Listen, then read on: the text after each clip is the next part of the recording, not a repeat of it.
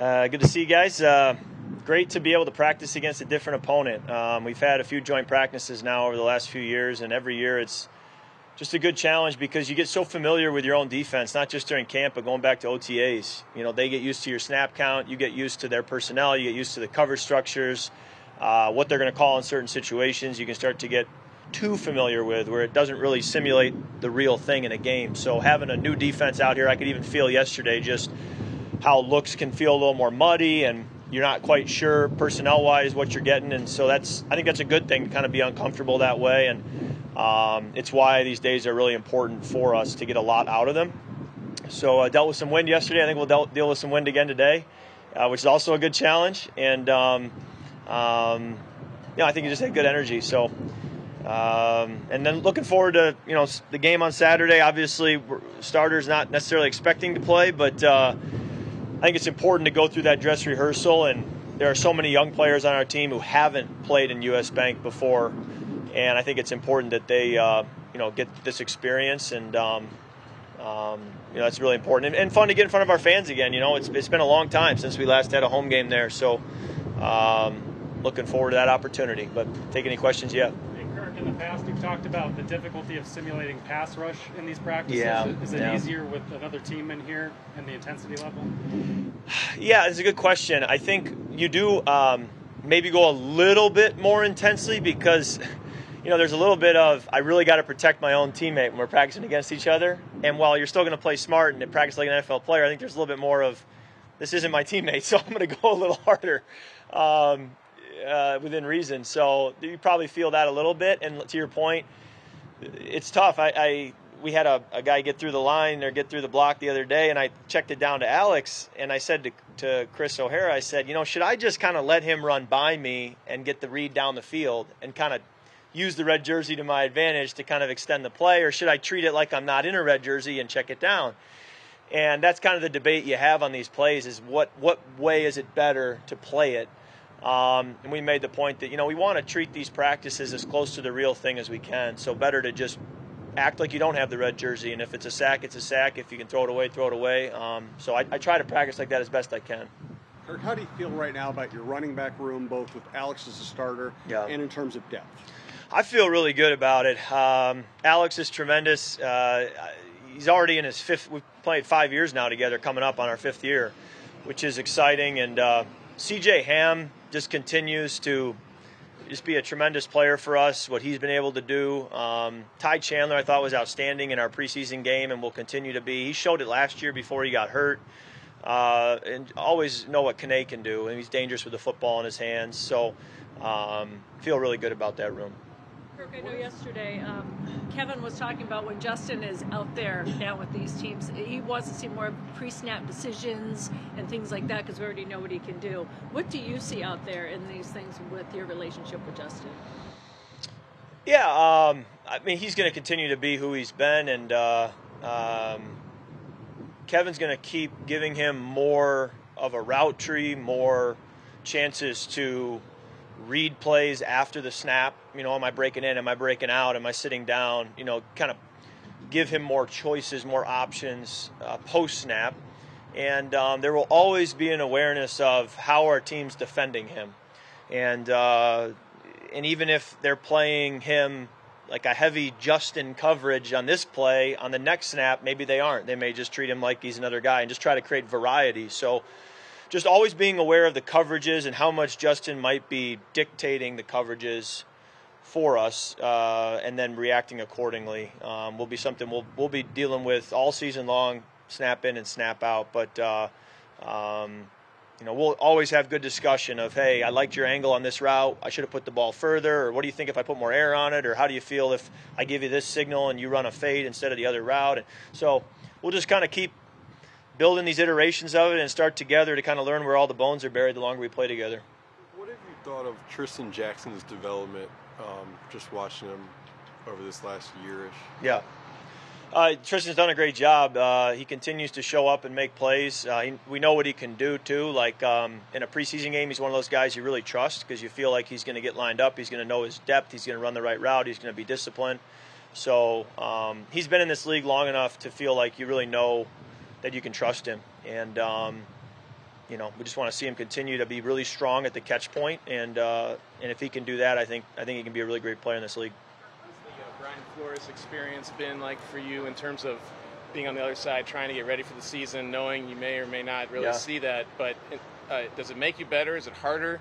Do you notice a difference when then you see the Titans for a couple days here? Yeah, training camp knew it was going to be tough. When he got hired, someone texted me to say, you guys hired Coach Flores, and I texted back, training camp's going to get tough. So it's a balance, and I think the Titans probably deal with it too of, if you were playing him for that week, you would run a very different offense, a very different system, have a very different plan to handle the challenges he's throwing at you. But if you just prepare to play him, are you really getting ready for the Buccaneers week 1 and the rest of your schedule? And so we've kind of had to live in that world of, we're going to call the plays that we're going to need for the season that are going to make life very difficult against his scheme. And we've just got to do our best to find the answers that are there, even if it's a tough answer. And so that's the world we're living in. And it makes us better in the long run, I think. It also can lead to some tense conversations and meetings at night with coaches where you feel like, I don't like this answer. But you have to kind of have the big picture in mind. And I think all in all, it's been good for our development as a player and as an offense. This sounds simple, but are you running your plays that aren't going to work against that scheme knowingly, basically? I would say we're calling plays that if they get in certain looks, I'm kind of palms up in the coaches like, what do you want me to do here? You didn't give me as many tools in the tool belt that I'd like to have. But that being said, we started to do, going back to phase 2, phase 3 of OTAs is, let's add some tools to the tool belt. And if they do this, do this. If they do that, do that. Obviously, the play clock can be a challenge to handle all that. But you start to build this menu of, all right, I'm in this formation. I've got these 4 options. I can get to this if they give me that look. And if they check out of it, I'll get to this. And it kind of becomes who holds the pen last between me and Jordan Hicks or me and Harrison Smith as to, what the play clock's doing. But there's some times where, and Gary Kubiak used to always say this, and I believe in it wholeheartedly, when we would play like a Steve Spagnuolo who will pressure you a lot, he'd say, he can win the play, don't let him win the game. And so, if I get a free runner and we didn't quite get the protection targeted correctly before the snap, that's fine. You win that down. I'm throwing it in the dirt, but I'm not going to let you win the game. I'm not going to have a sack fumble. I'm not going to throw a pick. I'm not going to do that thing that you'll look back and say, that's why we lost. So there's a little bit in practice where I got to let Flo from time to time win the play or even win the series, but I can't let him win the game, if you will. But believe me, there have been a few practices I've come in and I say, I don't think we won that practice. I think Flo won that practice. So it's a good challenge. That'll make finding the answers in a game easier? That's the conversation is, when we get those unscouted looks week 5, do you have a little bit more inventory built up that could help you? And I think that's the benefit of going against difficult looks and a variety of looks and making you have these conversations now is that when you have something you haven't talked about, you can refer back to these moments. I wanted to ask you about the quarterback sneak. You haven't done a ton of it in your career, but last year the Eagles really revolutionized the play and showed how much success you can have with that, turning your offense into 4-down offense essentially. So I wanted to know how you feel about doing more quarterback sneaks, where the push sneak in particular.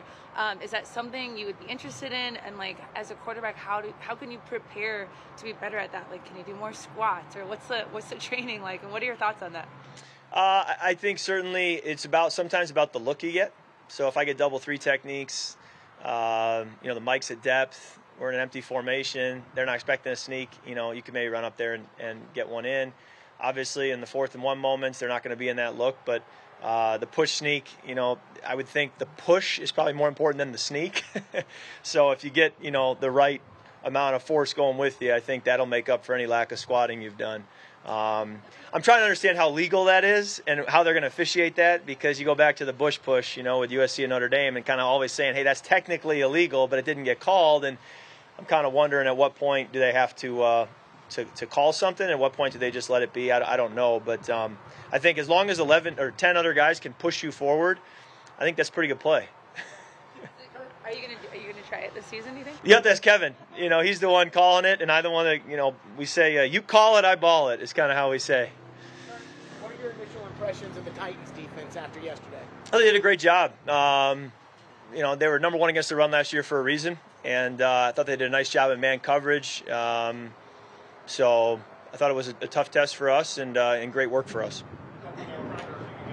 Ryan Flores defense every day. How have you seen, I guess, the players on that side of the ball adopt some of the identity that he seems to bring to it, just as a culture piece of it? I think it's been a great fit. I think the players have enjoyed playing in the scheme. I think they've enjoyed collaborating with it. You know, Flo has given Harry and Jordan at times the ability to call plays in different 2-minute drills and things, and I think the guys love that. And so I think they feel they can play aggressive. And, you know, one of the challenges I've issued to the team is, you know, offense, if we want to be a great offense, which is where we want to set our standard, we got to get up on people early, which then allows this defense to do what they want to do. And so it's very important that, hey, we can help our defense as an offense by starting games fast and putting them in a position of power.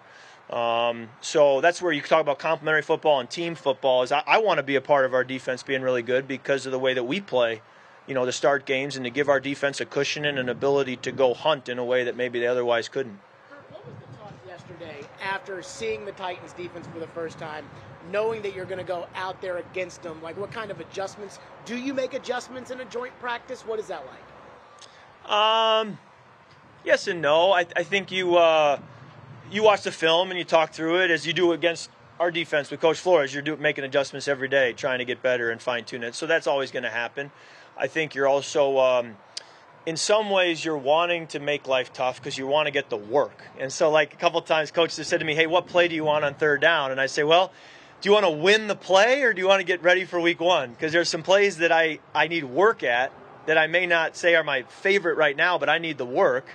But if you want to win the play, I'll give you a play I already know and don't really need to practice, and then we can win that play. So it goes back and forth of, hey, is this practice or is this we're trying to win the play or the series or the practice? And you're trying to find that balance, but you're always competing. And I think it was a great first day, and we need to have another one today. With that said, would you prefer to play in a preseason game Yeah. to get that experience Yeah. or have the joint practices? Yeah, I probably want both. I think to be able to practice against them is very valuable. I would never trade that. And I think take the red jersey off and go play the real thing is also valuable, especially when you talk about the backdrop of a stadium and crowd noise and just all that a game is that this just doesn't simulate. But obviously understand the logic behind not doing that, and you got to be ready regardless of the amount of time you get, and you got to get the most out of every practice rep you get. Okay, thank you.